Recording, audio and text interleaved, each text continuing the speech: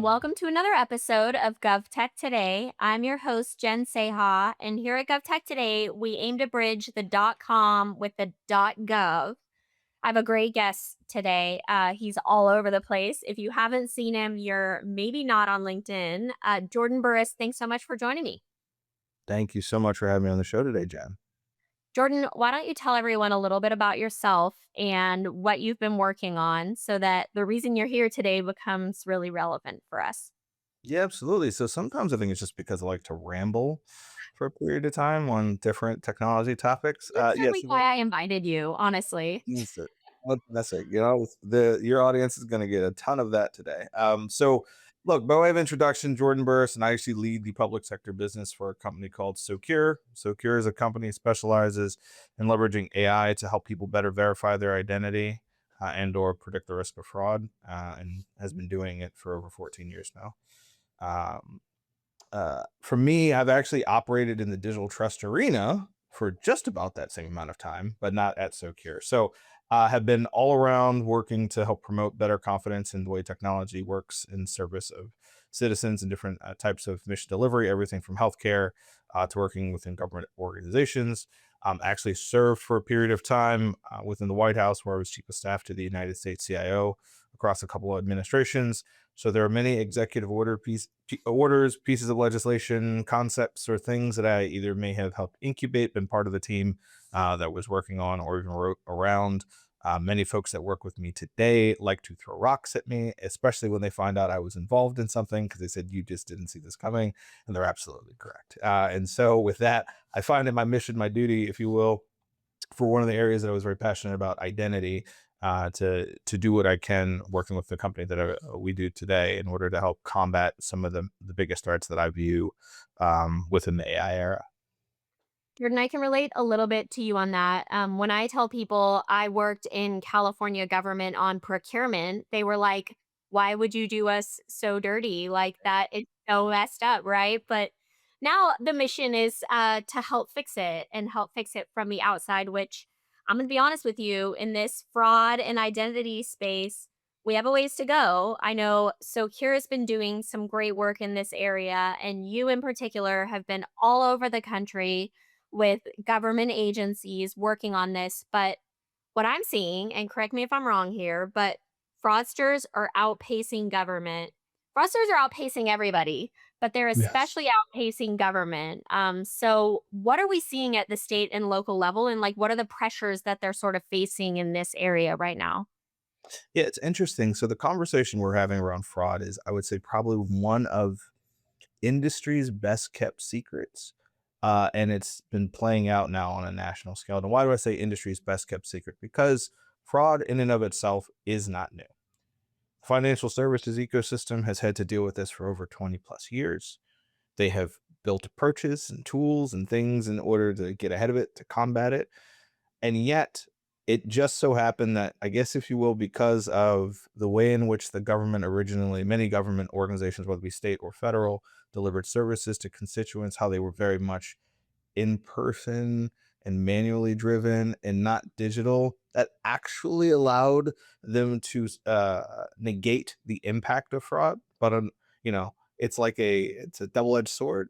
It's a great thing. Many services are now being offered digitally.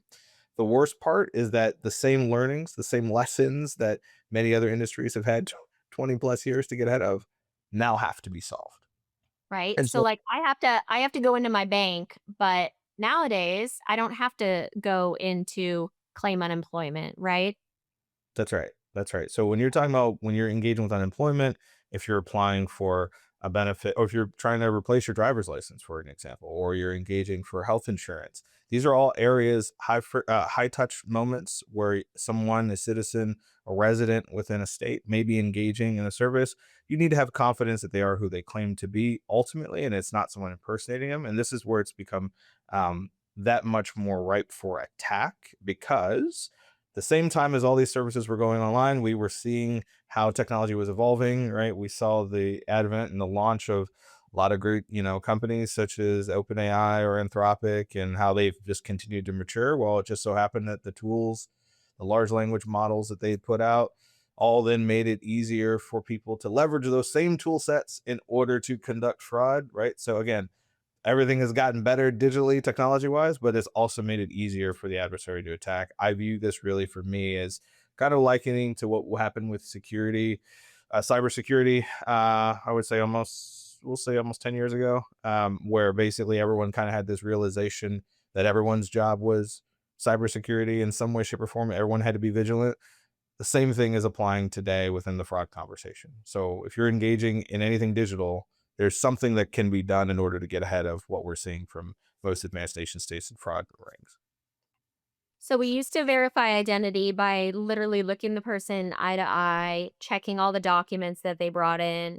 This wasn't that long ago. This was like pre-COVID, really. And now we are relying really heavily on these verification, eligibility, identity verification systems.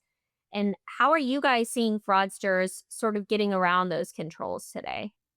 It's interesting. So a lot of even the standards that were originally written by the federal government back in the 2014, 2015 timeframe didn't anticipate where we would be today.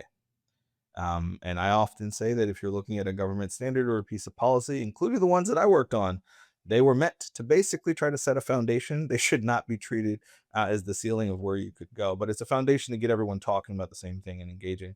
The reality is that in many of those cases, those systems, those approaches were meant to replicate.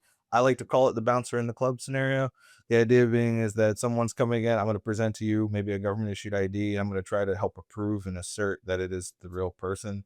um, we all probably know someone from our high school days that had one of those fake IDs, right? And they were able to use it for a whole bunch of things, right? The reality here is that now imagine that at scale, and imagine that that can be completely fabricated online using a fraudster's favorite AI tool, and it can be done within seconds. Now if you take and a whole new dimension has been created. The trust, this thing that we've inherently given to certain ways in which we've presented ourselves online, has been broken. It has been broken for a period of time, and the goal now is about how do we take measures, how do we take efforts to basically restore it and give confidence to any organization that they are really engaging with the correct person, right? That the right hygiene has been put in place, that you're not able to basically circumnavigate whatever the control is that they're using, and that ultimately good people get access to the services that they need, and bad people, fraudsters, appropriately get blocked. So the model, I think, when rightly or wrongly, when the pandemic hit was sort of pay and chase, right? It was we have federal guidance, we have an emergency, we need money in people's hands today. Benefits serving those who need them today. And that was sort of the route that many governments, including those in California, took. It was like pay it and we'll figure it out later. We'll chase it on the back end. What does that actually look like operationally? And what are you seeing for when those states actually do want to sort of fill that chase part of it? Is this something that works? And if it doesn't work, how do we sort of change those models to make it work? Yeah, I guess saying the quiet part out loud, I think it's really just a matter of making people feel good that they made a choice, right? All these things are choices. I can tell you, like, if I go back to the pandemic and the work that I was doing while I was inside federal government, not that I guess we'll still be talking about the pandemic for a period of time, right? For where we are, we're not that far removed, um, but if I go back to the period of time, look, I remember hearing phone calls and other types of items where people were basically clamoring and saying, "I cannot get access to this type of service in order to feed my family." Like this was kind of a dire moment. Decisions were made, and in many cases, they were the correct decisions to be made at that point in time, by many civil servants. But the goal was to basically get benefits to people that need them in a time of crisis. There are absolutely a perfect way that you can build any type of computer system, a perfect way that you can even put in types of controls. It makes it unusable, especially in those moments. I think there's kind of this duty and responsibility to look differently and then say, well, we're kind of further removed. There has to be a better way in which we were approaching some of these decisions ultimately. When I think about kind of where we are today, when I think about like how things have evolved within the landscape and really that anchor of trust that has been exhibited, the truth of the matter is that everything has changed. Everything has changed. Every assumption that was put in place has changed, and rightfully so. Many organizations just to be retesting, reevaluating the way in which they made those historical decisions, and not kind of relying on their laurels or their history in order to operate going forward, right? And the work that I've done nationally now at this point is helping me realize that pay and chase, it really can't be the model anymore. Like operationally, when I pay a benefit, the thought is that I will have the benefit. I'll be able to track it, and the person I claim that I gave it to, I can get it back to them through a lawsuit or some type of investigation.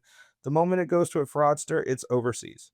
Then it's being used for human trafficking. It's being used for money laundering. It's being used for like any other type of scheme that exists. It's actually impossible to get back all the money that has been stolen and given out. The reality is that it makes us feel better to see the large investigation that is launched and say that we put someone in prison, but that one person really just scratches the surface in terms of what's been stolen. And I think that's the point. We have to kind of change our thinking and mindset. Pay and chase cannot be the acceptable model anymore. It has to be, we have to like reimagine what it actually looks like to be more preventative.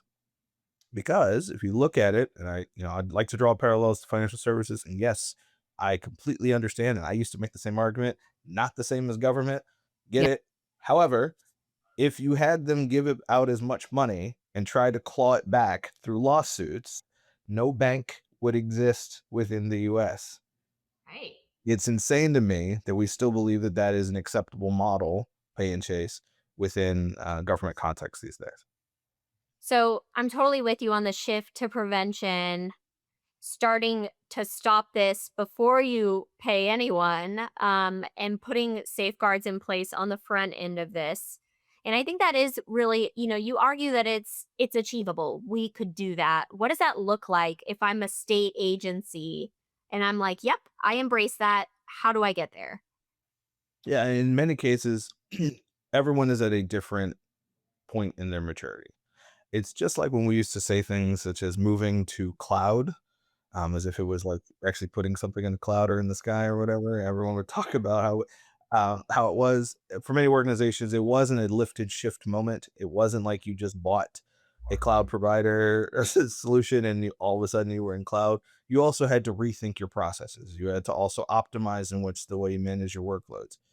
Same concept has to happen here when we're talking about shifting from pay and chase to something that's more proactive. The question is how do you want to engage with your constituents? What type of friction do you want your constituents to have? Do you want to be a hammer in search of a nail? Or do you want to do something a little bit more elegant where we are then getting an experience that is akin or accustomed to what you would engage with any type of commercial entity today, right? And all these trade offs ultimately create the prescription, or if you will, the rubric as to how you can then layer in the types of fraud controls or anti fraud controls that are the necessary to get ahead of what we are seeing and take more of a proactive stance. When done well, people don't even know that they're engaging with these technologies.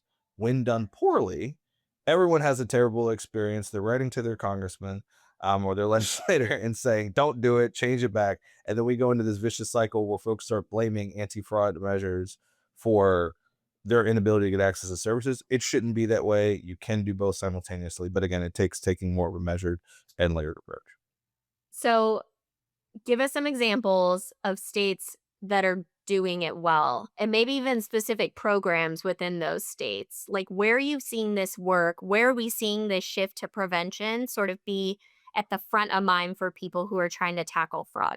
Yeah, absolutely. So it's also interesting for me because when we talk about prevention, there also used to be this premise that if you just blocked everyone up front, you could stop all fraud. That's just not the way this works anymore, right? It's cute to think that that is the answer, but the reality here is that unfortunately, the adversary is fraud's like running water. It's going to go to the path of least resistance. So they're no longer just looking at anything up front. They're looking into how do you continue to engage with an organization digitally? How do you do account recovery? What do your call centers look like? Because it's going to find the path of least resistance to get into the organization. So leading states, those that are taking this approach, these organizations have effectively embraced a concept of what does it mean to share both identity and fraud intelligence, not necessarily identity like being creepily and saying that I'm going to start tracking people. No, that's not the reality. Instead, it's sharing like the risk signals that help indicate that it is potentially a stolen identity or it is someone's real identity. For an example, this can be something like, why is the account activity or why is the activity associated with this person applying for a service originating from a foreign country? It's a very noble question. We probably should be asking it, but if you're not tracking in the first place, you're not able to do something about it. Or why is it being linked to a bank account that has never had any correlation or alignment with me? So for some reason, I'm paying a benefit to a bank account that supposedly belongs to Jordan, but Jordan has never owned that account. It actually belongs to someone else, right? Questions you in theory should be asking. These are ways in which they can be layered in. So there's leading states that are doing it. Look, I would say there's aspects of within California where they're leading the charge. I actually am not entirely sure when this one is airing, but for EDD in particular, I actually want to applaud them for the work that they've been doing and taking more of a progressive approach towards identity verification. They, they talk about their frictionless proofing, where in reality they're doing a lot of this analytics and this analysis behind the scenes. In order to try to determine, hey, can we create an experience for people where we can simultaneously stop fraud and make it easier for people to access. So I applaud them for it. I applaud. There's other aspects of California that are doing this as well, right? If you look at CalHEERS and others, there's work that they have done with when it comes to ACA enrollment in order to try to stay ahead of this. The DMV has been engaging, very actively in this space to how to make it better for people who are engaging in some sort of governmental process. But we look at other states such as New York or Michigan or Ohio and Texas. They've all woken up at some point and said, what is happening does not work for me. You look at Washington State, you look at parts of Utah that are leading the way, right? So many organizations have come to this realization. Now, the interesting part for me is where they start the conversation. Some of them have been burned by the pandemic, by some type of fraud narrative that or media item that's taking place. Others were, if you will, taking even more of a proactive standpoint, where their governor, the legislature decided, you know what, to get ahead of this, we're going to try to unify everything together. Those are the states or the commonwealths that excite me because they're doing something proactively in order to get ahead of what is really a shift in tide for Yeah, this. it's being more ahead of the game as opposed to like headline reactionary. Um, and even within the same state, you can probably have different aspects of that. Like California, we get it. Like we all saw the headlines, $20 billion in unemployment fraud through the pandemic. And so, hey, we have to do something about that. But super interesting that other parts of this, CalHERS, health enrollment, they're picking up on the benefits of it too.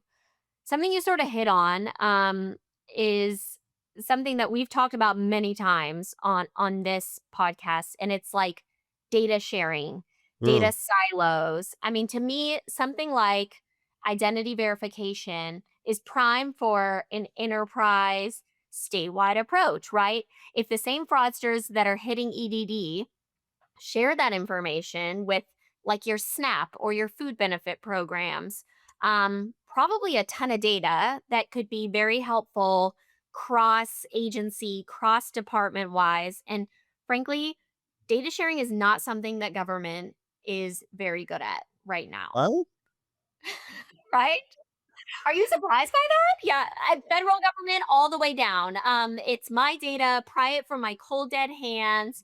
I need an executive order to be able to share this. How are solutions such as the ones out of Socure and others in the industry, how are like sort of the trends moving towards more data sharing, especially for something so important as like fraud prevention? How are you seeing those sort of data silos breaking down when it comes to this type of thing?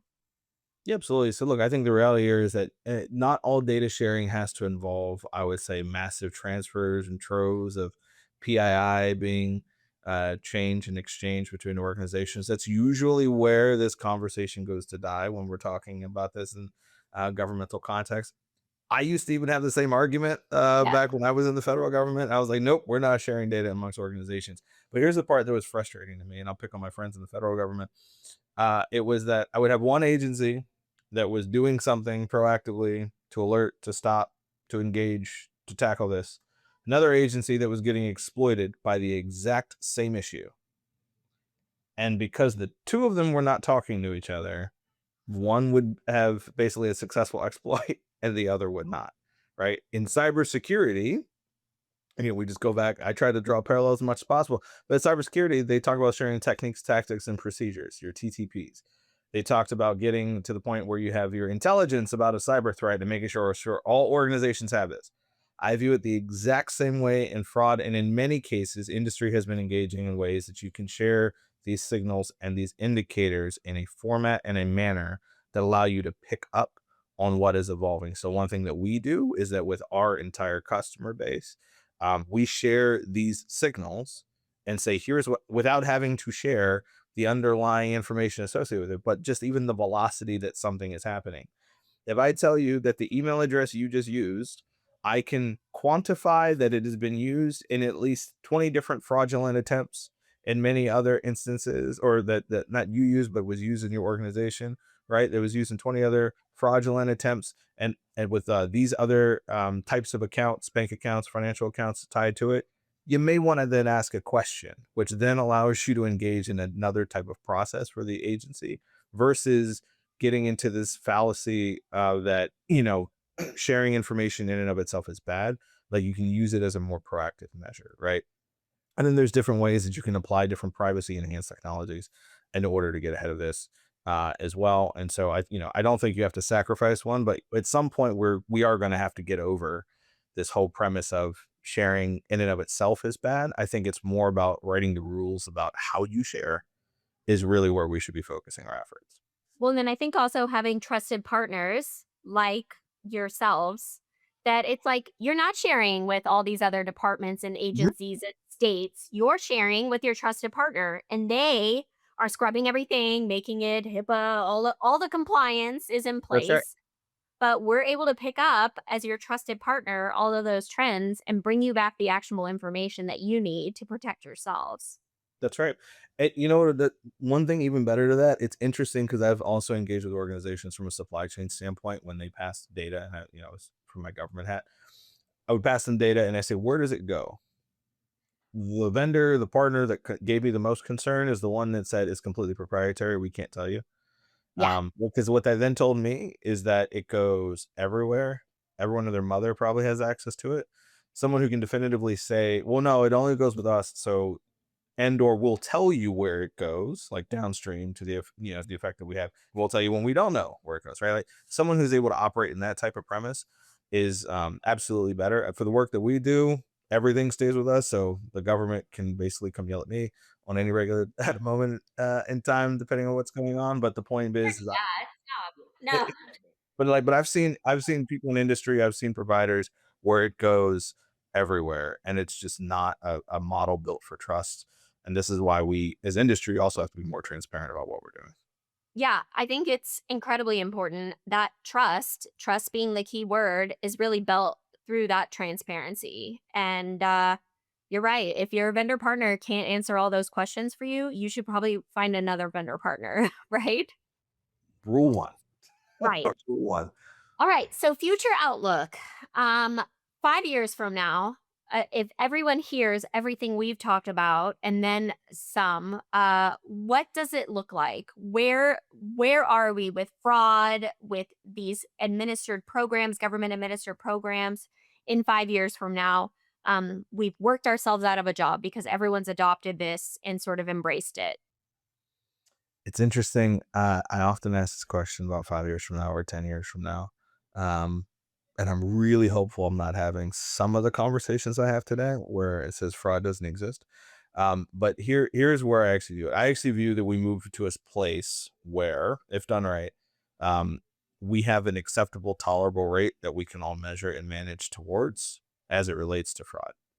If anyone tells you that they can 100% eliminate fraud in the way it exists, they're clearly not paying attention to how it works, right? The truth of the matter is, and even as a company where our mission is to try to eliminate and completely eliminate it, the reality is we know that it's more of an aspiration that drives us to be better.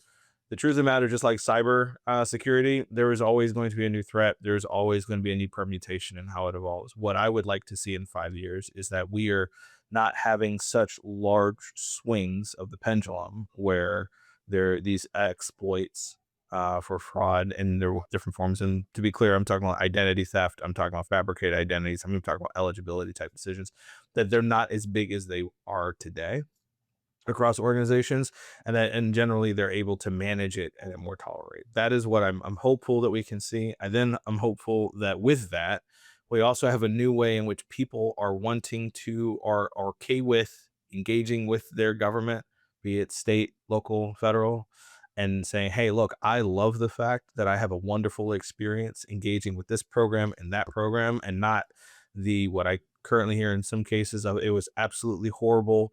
I don't know why I have to jump through Oh, so many hoops in order to do it, right? Like this is not what I want to see in the future. And I'm fairly confident that, a lot of the dedicated civil servants that are working on these issues these days, especially in higher levels of government, have this interest in mind with what they are attempting to do based on the conversations that I've been having day in and day out.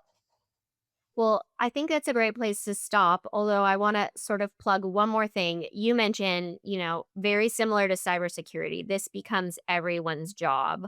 Yeah. What would you, first of all, where does this live in an organization if it's everyone's job? Is it on the business side? Is it on the technology side? Is it my security team? And then what is sort of the mindset shift that state employees, state workers should be making immediately to sort of prepare themselves for the future of identity?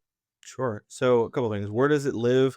It's a good question. It's always the answer. It depends, right? I could try to write a prescription for it, but no. I mean, here's the reality. It's actually very similar to a conversation I had one point in time of like, where does cybersecurity land? People would say the CISO, and I said no, the business office, because they're the ones who drive the outcomes for what has to Mhm. happen. I think the reality here is that, of course, it is going to be the most senior person at the agency. This could be the secretary that owns it, just like they own cybersecurity risk. Frankly, from where I sit, design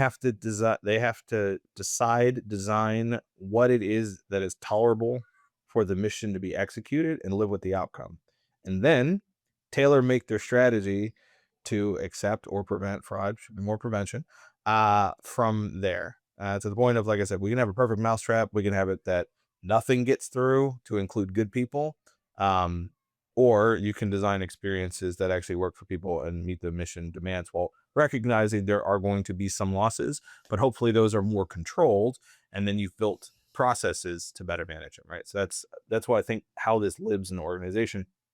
When we talk through beyond where it lives, how do we evolve it? It's interesting. I once had the conversation when I wrote a piece of policy for the federal government saying that like identity was everyone's responsibility, and it was an entire mission context. I think same thing can apply here.